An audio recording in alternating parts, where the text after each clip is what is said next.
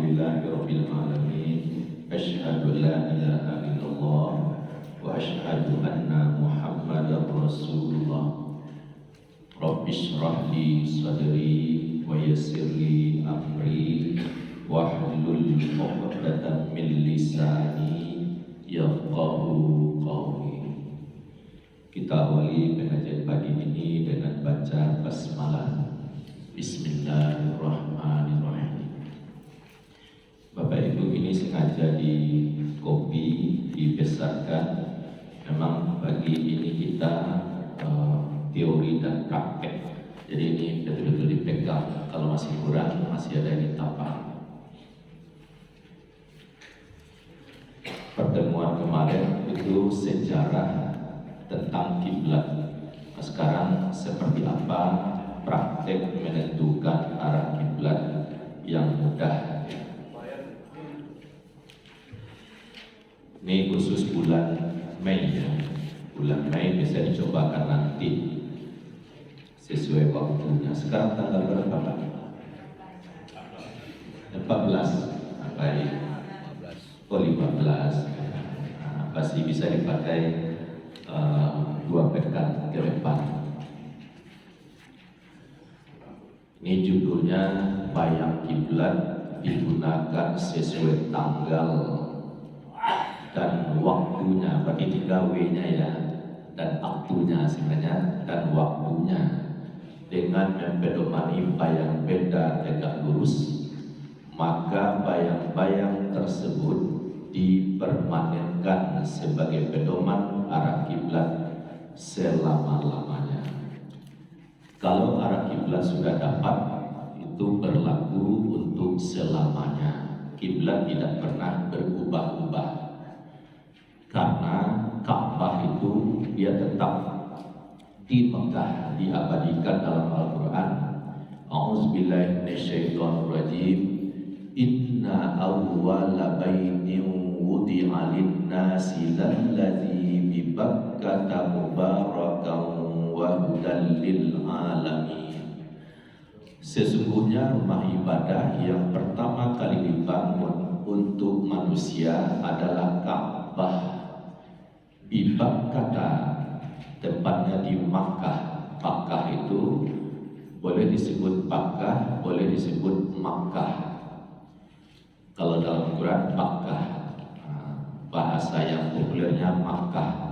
Antara ba dengan mim itu makhrijul hurufnya sama. Ba, bibu, ma, mimu, antara dua bibir.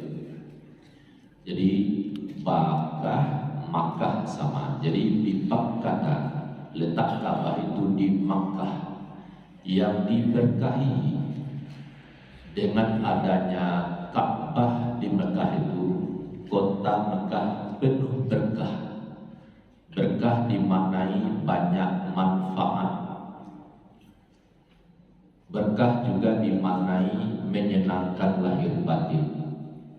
Dengan adanya Ka'bah di Mekah, ya, kota Mekah penuh berkah, sejahtera, berkembang ilmu, dan malah termasuk kota terbaik, kota terterang, tercerah di seluruh dunia. Bagaimana kalau Ka'bah tidak ada di Mekah? Kira-kira seperti apa kota Mekah? Tentu tidak usah kita kaji. Jadi makna berkah Ka'bah itu yang Allah berkahi, hudan lil alamin, menjadi petunjuk seluruh alam. Surat apa tadi Bapak Ibu? Belum saya sebut ya. Surat Ali Imran ayat 96 yang menyatakan Ka'bah itu di Mekah. Kalau sebelum tujuhnya itu memberitahu bahwa makam Ibrahim, terus wajib haji bagi orang yang mampu, ayat sesudahnya. Nah, sekarang kita kaji masalah arah kiblat. Kiblat kita itu adalah ke Baitullah. Al-Baqarah 144, 149, 150 ada potongan ayat sama bunyinya. Fa'walli wajhaka syatral masjidil haram, maka hadapkanlah wajahmu ke Masjidil Haram. Ya, Masjidil Haram itu di Mekah.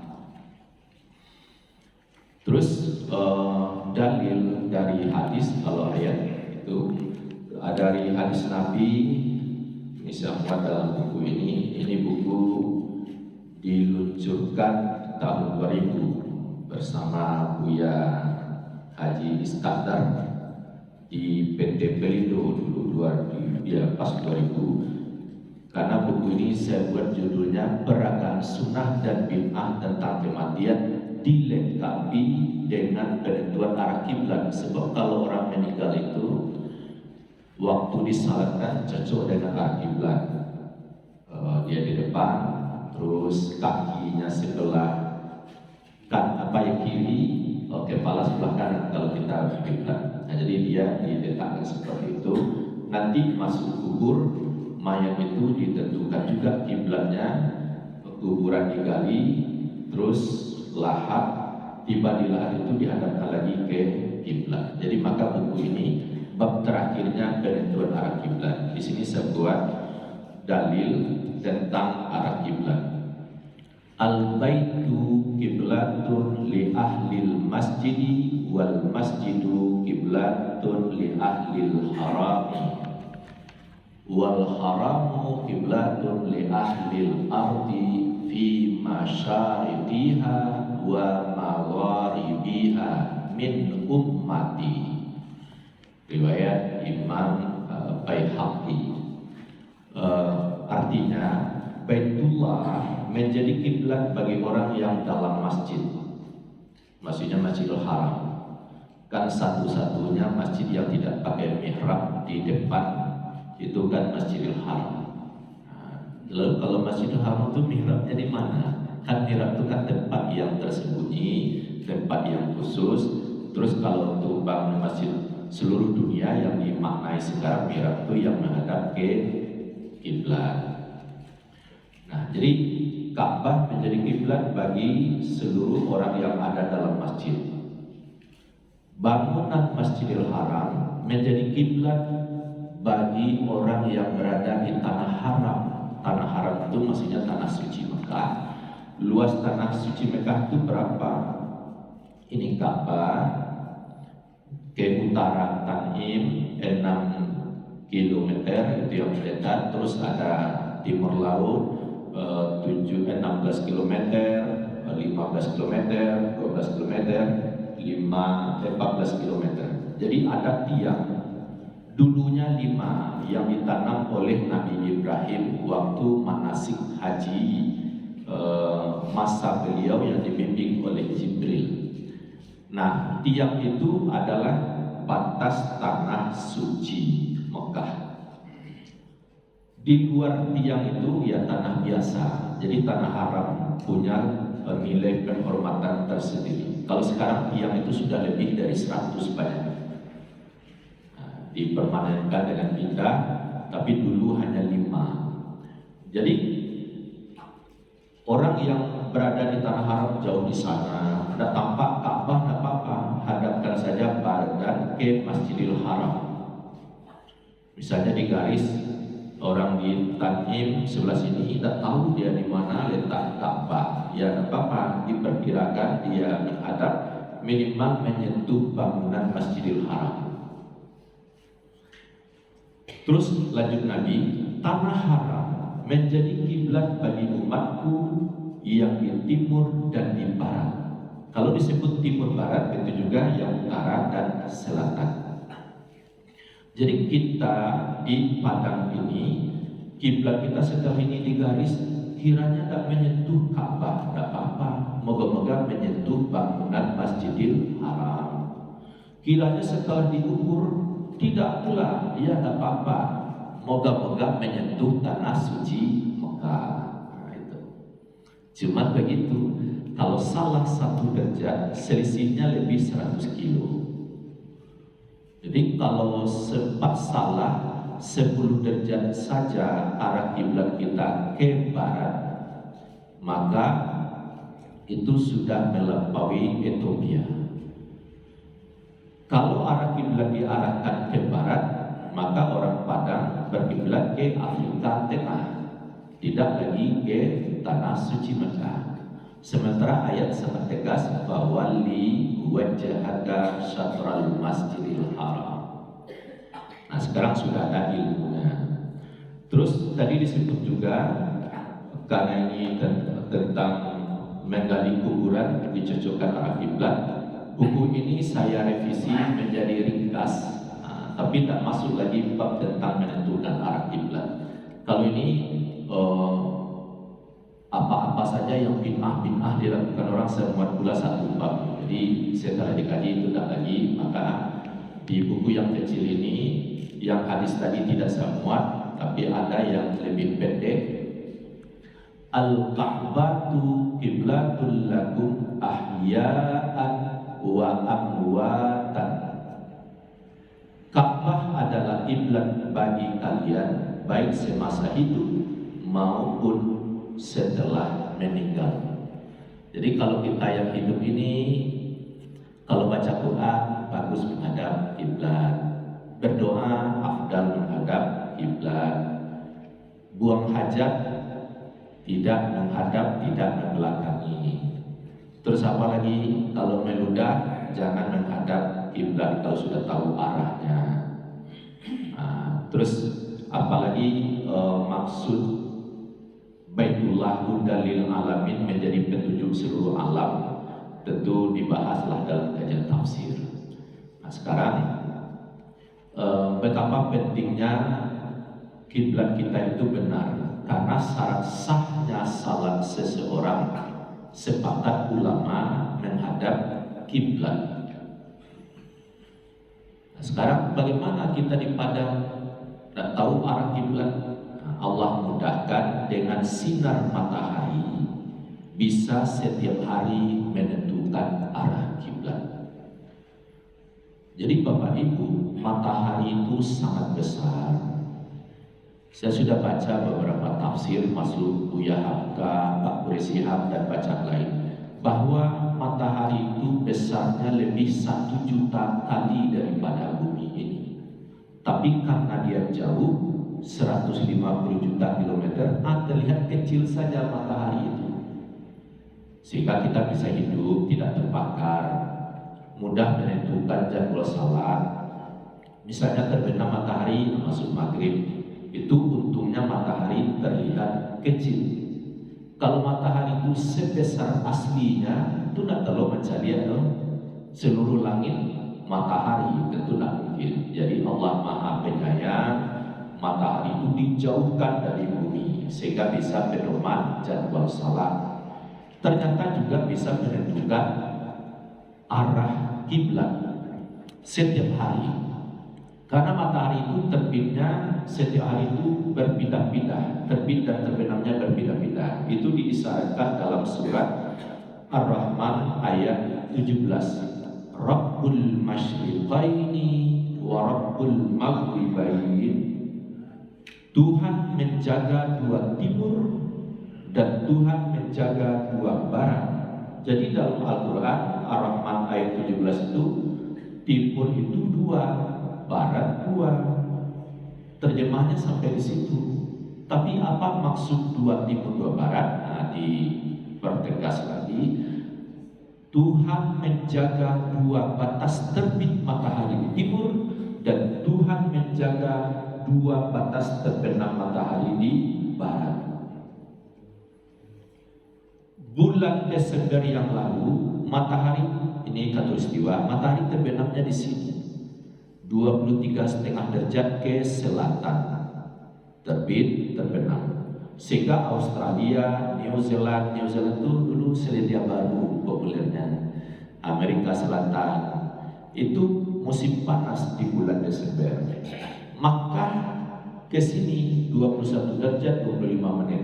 Nah, bulan Desember kedinginan tanah suci Mekah. Kenapa dingin di bulan Desember? Karena matahari jauh di belahan selatan. Nah, jadi itu maksudnya ini timur pertama. Terbenamnya di bulan Desember juga barat belahan selatan. Terus berangsur-angsur di bulan Maret matahari itu di atas khatulistiwa. Makanya kita ke Padang di bulan Maret itu panas kalau hari tidak hujan. Waktu panen, dia panen mantap karena matahari itu di atas kota, ya sekitar kota Padang. Terus bulan Maret, April naik juga. Sekarang bulan Mei, di sini ada Ka'bah, nanti kita berdalam lagi. Matahari mendekati Ka'bah. Puncaknya nanti di bulan Juni, tanggal 21 Juni, matahari terbit di sini, terbenam di sini. Jadi tampak bedanya. Bulan Desember terbit terbenam. Bulan apa lagi? Juni terbit dan terbenam. Jadi matahari itu terbit dan terbenamnya berpindah-pindah. Jadi kalau bulan Desember orang sekiranya bangun masjid, kemana kiblatku? Di mana matahari terbenamkan di Sinanda? Ayo bulan Desember kemari teman-teman. Dah berdirilah masjid misalnya. Kiranya bulan Juni dan negara lain bangun masjid pula, matahari singko terbenam. Kemana kiblatku? Melunak tua-tua matahari terbenam tu arah kiblat kencong lo kasuak sene misalnya. Lah tambah banyak salah. Tapi apapun pendapat dahulu tentu kita menghormati. Sekarang sudah jelas bahwa matahari itu terbit dan terbenamnya berpindah-pindah, sementara Ka'bah tidak kemana-mana. Nah, walaupun demikian, Allah memudahkan melalui sinar matahari itu arah kiblat bisa diketahui. Nah, sekarang coba lihat tanggal 15 tadi Pak, 14. Nah, mari kita lihat tanggal 15 baik. Pertama jeda di kolomnya ya, kolom pertama tanggal. Sudah itu jeda li al-ihtiyat, itu masa berhati-hati, waktu subuh tinggal 10 menit lagi. Sudah itu subuh dibuat imsak. Itu kalau ya nanti diterangkan, abaikan saja dulu. Sudah subuh syuruk. Itu ada tulisan kecil terlarang salat. Sudah itu duha, terus zuhur, asar, maghrib. Maghrib dibuat berbuka bagi yang puasa sunat ya. Terus isya, dari maghrib ke isya itu waktunya pendek ya, 1 jam 10 menit, paling lama 1 jam 15 menit. Sudah itu kolom terakhir bayang kiblat. Ini pelajaran kita, bayang kiblat. Nanti bayang kiblat pukul 15 lewat 35 menit 59 detik. Digenapkan saja menjadi pukul 15 lewat 36. Ya Bapak Ibu, digenapkan saja boleh. Tapi kalau memang betul-betul menjaga detiknya juga tidak apa-apa, karena 1 detik lagi dia genap menjadi 36 menit. Berarti setengah 4 lewat. Jadi nanti pukul 15 lewat 35 menit 59 detik, bayang-bayang benda tegak lurus menghadap kiblat. Apa cocok dengan arah kiblat? Jadi sebenarnya bukan menghadap, tapi garisnya cocok dengan arah kiblat. Bagaimana praktek? Kan disebut benda lurus. Ini katakanlah benda lurus. Boleh tiang listrik, boleh menara masjid. Kalau di Jakarta Tugu Monas itu kan lurus ke atas.